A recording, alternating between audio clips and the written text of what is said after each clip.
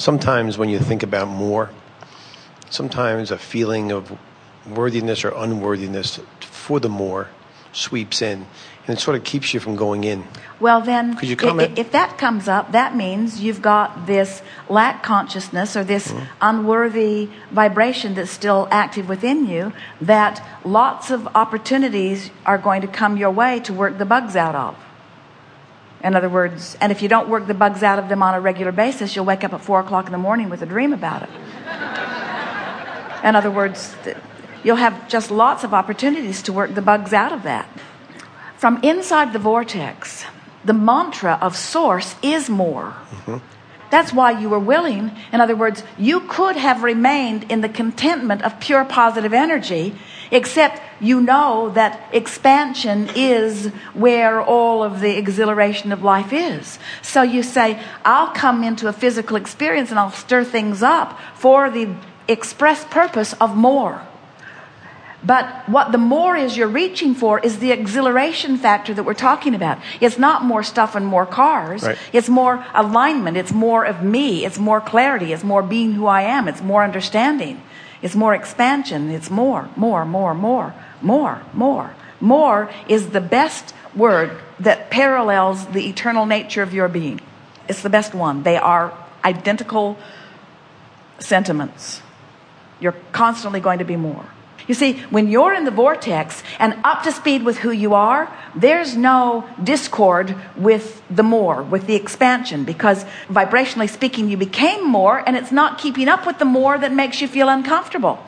So let's say that you learn to keep up with who you've become, and you're finding contentment and satisfaction in that, but then from inside the vortex, you look out and you see someone not living as well as you're living. Esther watched a movie last night. Jerry had fallen asleep, and Esther looked and looked and looked for something that would be somehow a little pleasant. It was not an easy task.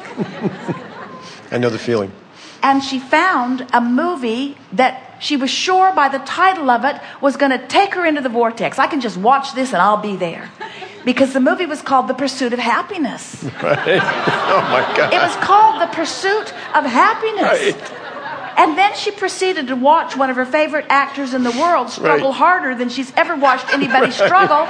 And she watched the universe just beat up on this poor guy and his cute little kid over and over and over and over and over again until Esther said, kill me now, just kill me now.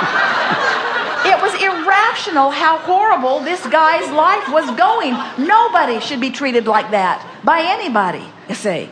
And while the movie was not very vibrationally accurate, Esther noted on many places, she did also notice that she began feeling guilty about her good life. She began thinking about how many little kids are looking for a place to sleep tonight and they don't have a place to sleep. And she thought, when Jerry wakes up, I'm going to ask him if we can't go find some of those people who don't have a place to sleep, and if we can't figure out how we can get them a place to sleep.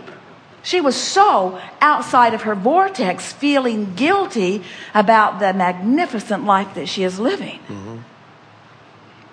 Well, what we said to her is, come into the vortex, come into the vortex, come into the vortex, come into the vortex. Do not allow yourself to see the distorted view of life.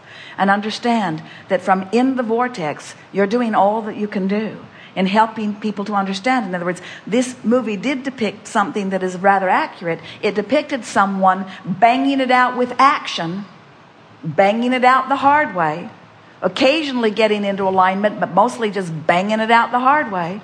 In other words, if it does anything, if you watch it, and we don't recommend it,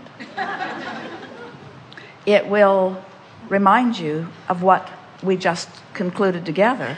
Get in the vortex and then follow the impulse. Thank you. Get in the vortex and then follow the impulse. The man would have $6 in his wallet, all of which he needed for dinner tonight. And one of his working associates, who was very flush with money, who had just forgotten his wallet upstairs, said, loan me $5, I'll pay you back tomorrow. And there he was in the place of not wanting to admit that he only had $6. So he gave over the $5, and Esther is thinking, how can everything keep happening to this person? Because when you feel that way, that is the way life treats you, you see. Okay. Once you get in the vortex, we want you to remember that the same vortex that is there, that is calling you in and tending to you and supporting you and organizing for you and attracting all cooperative components, everyone has a vortex like that. In other words, no one is being left out of that. They can leave themselves out of it, but no one is being left out of it. All right. I understand that part. Thank you. Yes, Thanks so indeed. much.